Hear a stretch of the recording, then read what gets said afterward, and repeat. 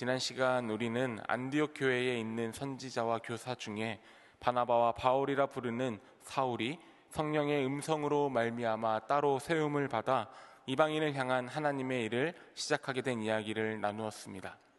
안디옥 교회는 하나님의 말씀을 듣고 선포하며 기도와 금식으로 하나님을 섬기는 공동체였습니다. 말씀의 공동체, 기도의 공동체는 주신 말씀을 나누며 성령의 인도하심을 경험하고 무엇보다 공동체 안에서 하나님의 사람들을 향한 하나님의 꿈과 마음을 발견하고 나누어 그들이 하나님의 뜻하신 걸음을 당차게 걸어나갈 수 있도록 권면하는 축복의 공동체임을 함께 나누었습니다. 이렇게 바나바와 사울은 하나님의 부르심을 받아 사도로 세워졌고 성령의 음성을 따라 여러 곳을 다니며 복음 전파를 시작하였습니다.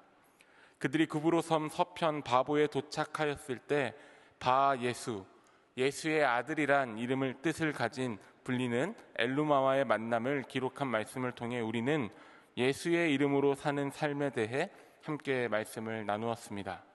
예수의 이름으로 사는 삶은 바울과 바나바의 인생의 걸음과 같이 하나님의 뜻을 발견하고 그 뜻을 향해 당당한 걸음을 내디디며 성령의 충만함을 구하는 삶임을 함께 보았습니다. 오늘 우리가 이 아침 함께 나눌 말씀도 예수의 이름으로 사는 삶을 선택한 바나바와 사울이 그 삶의 방향을 따라 하나님께서 그 삶에 두신 꿈을 향해 걸어가는 모습이 담겨져 있습니다. 본문 13절과 14절의 말씀을 함께 읽습니다. 바울과 및 동행하는 사람들이 바보에서 배 타고 밤빌리아에 있는 버가에 이르니 요한은 그들에게서 떠나 예루살렘으로 돌아가고 그들은 버가에서 더 나아가 비시디아 안디옥에 이르러 바울과 바나바는 구브로의 바보섬에서 출발하여 밤빌리아의 버가를 거쳐 비시디아 안디옥에 이르렀습니다. 그리고 두 사람은 그곳에서도 먼저 유대인의 회당에 들어가 설교를 통해 복음을 증거하였습니다. 그런데 13절에는 그 여정 중에 요한이 다시 예루살렘으로 돌아갔다고 기록하고 있습니다. 성경에는 요한의 회귀에 대해서 정확히 기록하고 있지는 않지만 분명한 것은 그가 그에게 맡기신 하나님의 걸음을 잠시 멈추어 회귀하였다는 것입니다.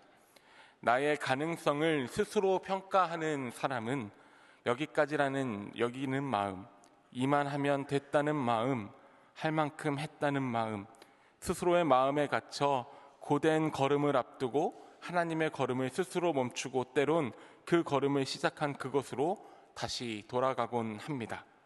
바울이 그 걸음을 돌이키지 않고 하나님의 시선을 따라 계속해서 나아갈 수 있었던 것은 자신의 삶의 가능성이 하나님에게 달려있음을 믿음으로 고백하였기 때문입니다. 에베소서 2장 10절의 말씀 함께 읽습니다.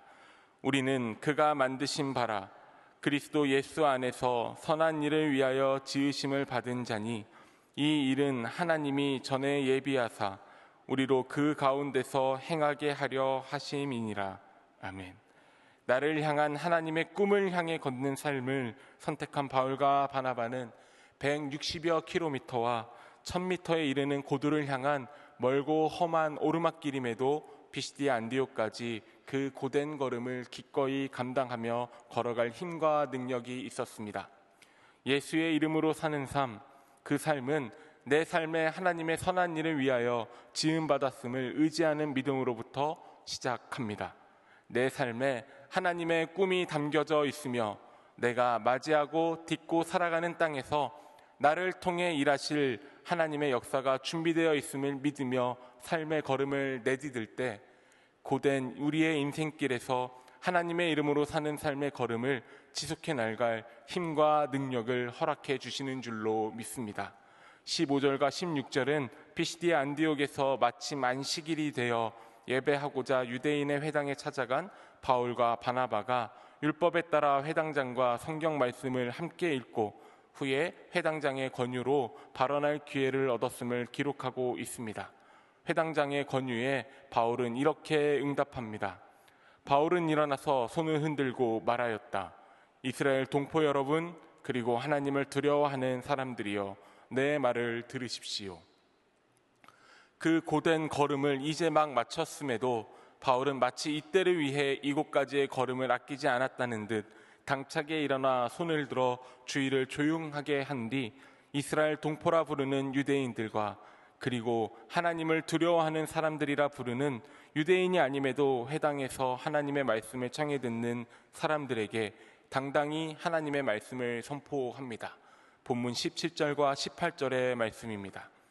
이 이스라엘 백성의 하나님이 우리 조상들을 택하시고 애굽 땅에서 나그네 된 그 백성을 높여 큰 권능으로 인도하여 내사 광야에서 약 40년간 그들의 소행을 참으시고, 바울은 애굽 땅에서 종으로 살던 삶에서 검지심을 받은 조상들의 이야기를 통해 우리 삶의 구원이 온전히 하나님의 선택으로 말미암음을 담당히 선포합니다.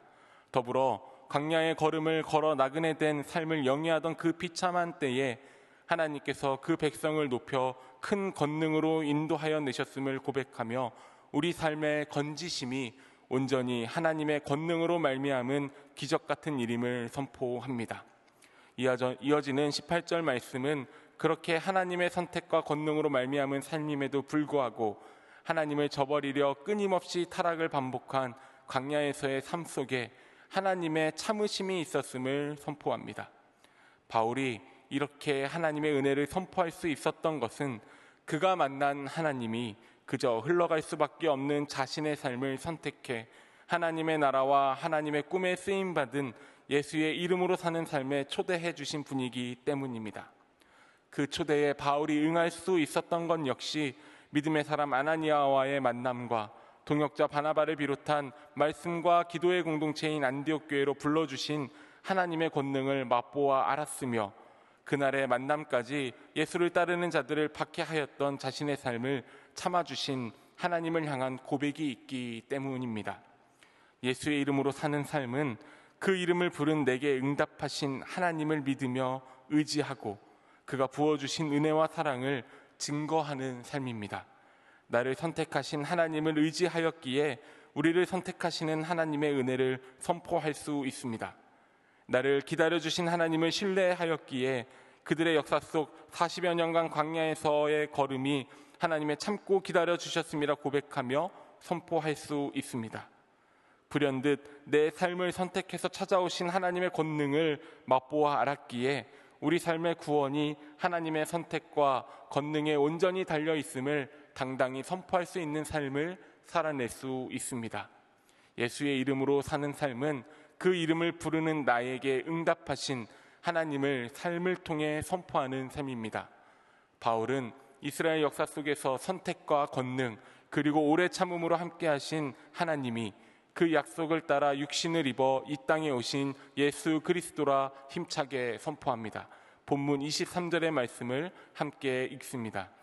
하나님이 약속하신 대로 이 사람의 후손에게 이스라엘을 위하여 구주를 세우셨으니 곧 예수라. 바울은 하나님께서 약속하신 대로 다윗의 씨에서 예수님을 주셨다고 선포합니다. 바울은 앞서 가나안 땅의 정복과 450년간의 이야기를, 어둠을 걸었던 시대의 선지자들과 사사를 통해 하나님의 음성을 여전히 들려주셨던 이야기를, 그럼에도 하나님을 저버린 백성들이 왕을 구하여 첫 번째 왕 사울과 그리고 그 뒤를 이어 다윗 왕을 세워 때마다 하나님의 은혜를 구하는 자들에게 가장 좋은 것을 주신 하나님의 이야기를 열거하였습니다. 그리고 그 약속의 끝에 예수 그리스도의 이름을 우리에게 주셨음을 당차게 선포합니다. 예수의 이름이 하나님께서 이스라엘에게 주신 그리고 이스라엘에게 주실 가장 큰 선물이라 뿐만 아니라 16절에 함께 읽은 대로 하나님을 두려워하는 사람들, 이 땅의 모든 자들을 위한 가장 존귀한 선물이라 선포할 수 있었던 것은 예수의 이름으로 살아가고자 나선 그의 삶에 예수 그리스도의 이름 외에 다른 존귀한 이름이 없음을 믿고 의지할 수 있었기 때문입니다. 빌립보서 2장 9절과 10절에는 사도 바울의 이런 고백이 담겨져 있습니다. 이러므로 하나님이 그를 지극히 높여 모든 이름 위에 뛰어난 이름을 주사 하늘에 있는 자들과 땅에 있는 자들과 땅 아래에 있는 자들로 모든 무릎을 예수의 이름에 꿇게 하시고, 바울은 계속해서 예수께서 하나님의 약속을 성취하며 이 땅에 오신 예수 그리스도를 선포하고 그 예수 그리스도를 알지 못함으로 정죄하여 십자가에 못 박으라 소리친 지난날의 예루살렘의 모습에 대해 이야기합니다. 29절은 그 수치와 고통 속에서도 예수께서 그것을 감당하신 것은 성경의 그를 가리켜 기록한 말씀을 다 응하게 한 것이라 선포합니다. 그렇게 모든 말씀을 다 성취하신 하나님 예수 그리스도에 대해 바울은 오늘 본문의 마지막을 이렇게 선포합니다. 함께 30절과 31절의 말씀을 읽겠습니다. 하나님이 죽은 자 가운데서 그를 살리신지라 갈릴리로부터 예루살렘에 함께 올라간 사람들에게 여러 날 보이셨으니 그들이 이제 백성 앞에 그의 증인이라. 하나님이 죽은 자 가운데서 예수 그리스도를 살리셨음을, 그리고 갈릴리로부터 예루살렘에 함께 올라간 사람들에게 여러 날 동안 보이셔서 그들이 이제 백성 앞에서 그의 증인이 되어 살아가고 있음을 힘차게 선포합니다. 부활하신 예수를 만난 사람은 백성 앞에서 예수의 그리스도 되심을 선포하는 증인의 삶을 살아갑니다.